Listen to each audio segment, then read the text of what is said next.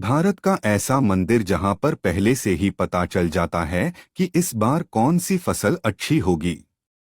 ग्राम अरूसी में है शीतल दास महाराज के नाम से मंदिर। 300 साल पुराना मंदिर, चमत्कारिक प्राचीन मंदिर के बारे में और जानकारी के लिए मंदिर के पुजारी और ग्रामीणों से सुनिए क्या कहते हैं।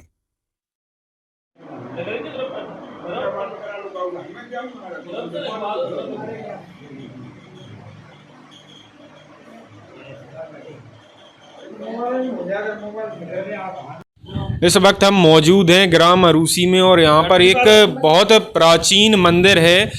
मंदिर करीबन 300 साल पुराना है और शीतल दास महाराज के नाम से इस मंदिर को जानते हैं, जिसमें राम जानकी की मूर्ति विराजमान है।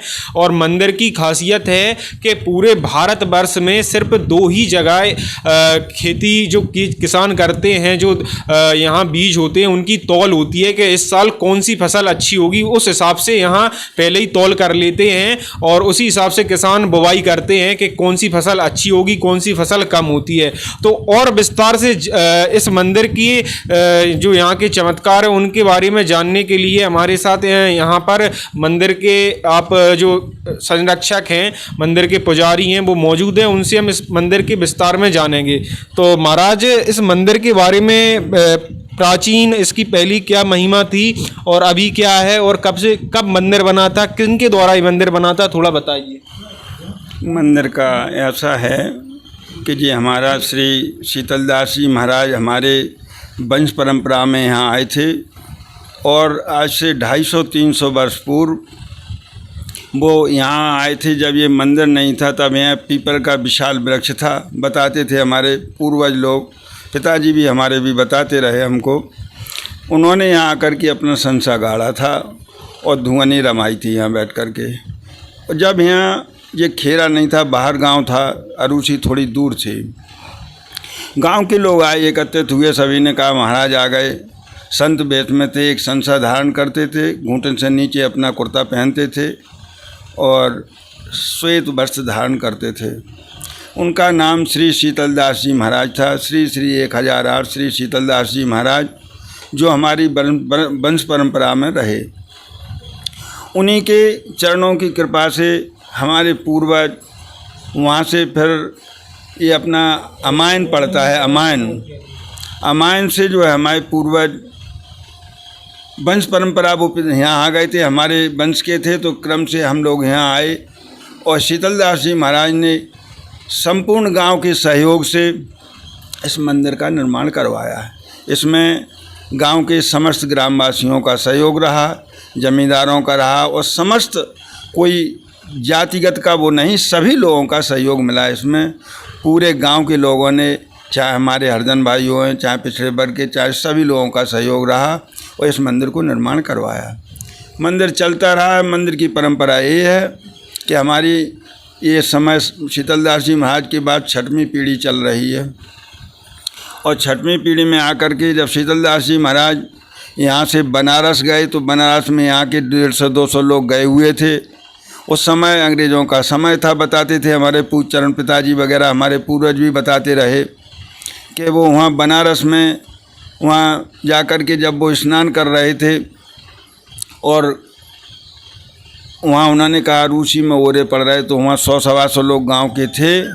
वो सब जो है वहाँ रमण रेत में बैठे हुए थे। महाराज जी इतने पानी में, गंगा जी में जो है प्रवेश कर गए और बोले बोलो सीताराम। सब लोग ओरे पड़ रहे रूसी में।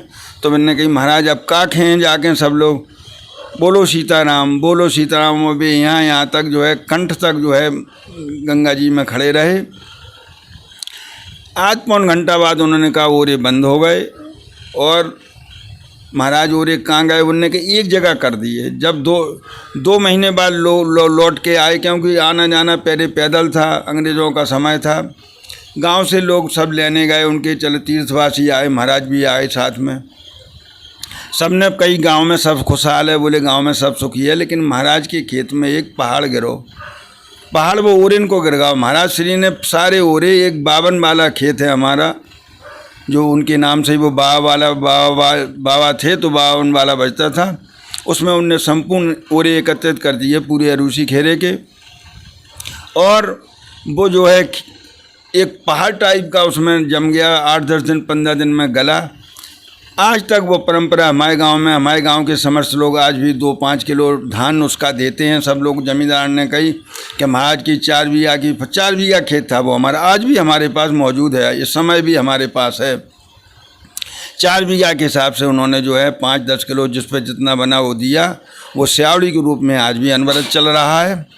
और ये जब हमारे पूर्वज जाने लगे तो उन्होंने कहा महाराज जी आपने उरे वहाँ से बचाए थे, तो उन्होंने एक शंख दिया था पढ़ के कि ये शंख को हमारे बजाते रहेंगे हमारे लोग तो ओरे नहीं पड़ेंगे अरूसी खेरे में। कई बार ऐसा हुआ, अपन ने देखा कि नदी किनारे तक ओरे पड़ गए और ये मिसरपुरा तक ओरे पड़ गए और नदी तक ओरे रहे, और जहाँ तक ध्वनि जाती वहाँ तक ओरे नहीं पड़ते हैं।